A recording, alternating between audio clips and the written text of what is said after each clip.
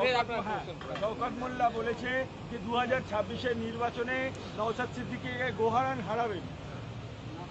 প্রথম কথা হচ্ছে, শওকত মোল্লাদের মতো চুনোপটি নেতার কথা আমি পাত্তা দিই না।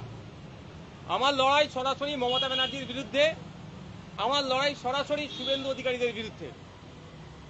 যে শওকত মোল্লা যে পদে আছে সেই পদের নেতা তৃণমূলে অন্তত 200-400 আছে। সুতরাং ওই চুনোপটির কথা শুনে আমাকে হই হই করতে হবে এ ধরনের ব্যাপার নয়।